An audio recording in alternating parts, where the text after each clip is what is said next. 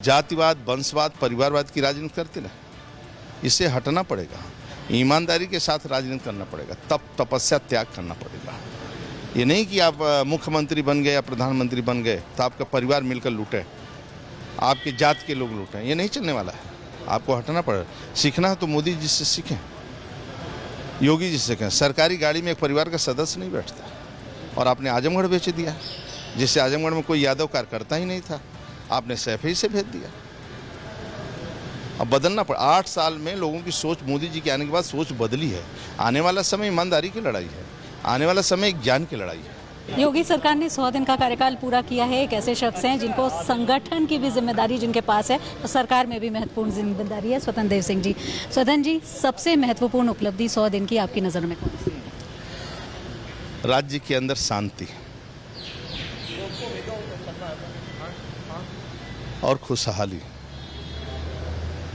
लोगों को भय नहीं, शांति से जी रहे हैं। 12 बजे रात को भी निकल सकते हैं, दिन भी निकल सकते हैं, कभी भी निकल सकते हैं। और जनता जनार्दन का जो पूर्ण विश्वास है मोदी और योगी पर, यानी जनता जनार्दन को पूर्ण विश्वास है कि आदरणीय मोदी जी, आदरणीय योगी जी हम सबकी चिंता करते हैं। और इसी कारण, जो उनके विश्वास के कारण, हम लोगों को परिश्रम की पराकाष्ठा करना पड़ता है।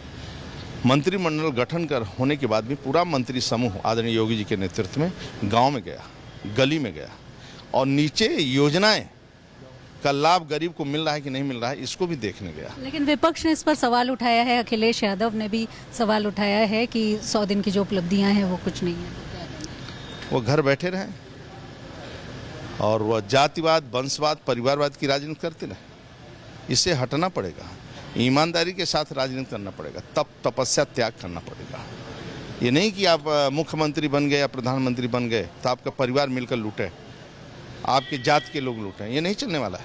आपको हटना पड़ेगा। सीखना है तो मोदी जी से सीखें, योगी जी से सीखें। सरकारी गाड़ी में एक परिवार का सदस्य नहीं बैठता और आपने आजमगढ़ बेच दिया, जिससे आजमगढ़ में कोई यादव कार्यकर्ता ही नहीं था, आपने सैफई से भेज दिया। अब बदलना पड़ा। 8 साल में लोगों की सोच, मोदी जी के आने के बाद सोच बदली है। आने वाला समय ईमानदारी की लड़ाई है, आने वाला समय ज्ञान की लड़ाई है। अब आपको बदलना पड़ेगा। अब गुंडागर्दी, भ्रष्टाचार नहीं चलने वाला है। अब आगे के लक्ष्य के लिए तैयार है?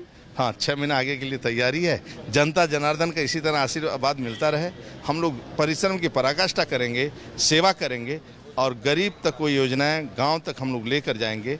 आदरणीय मोदी जी के, योगी जी के नेतृत्व में परिश्रम की पराकाष्ठा। शुक्रिया बातचीत के लिए। तो ये हैं स्वतंत्र देव सिंह, आगे के लक्ष्य के लिए तैयार दिख रहे हैं। साथ ही कहते हैं कि अखिलेश यादव के बारे में कि वो घर से निकले और जिस तरह के सवाल वो उठा रहे हैं उसमें कोई दम नहीं है। सरकार ने उपलब्धियां हासिल की हैं, नरेंद्र मोदी और योगी आदित्यनाथ के नेतृत्व में ये सफलता मिली है और 100 दिन का कार्यकाल सफल है।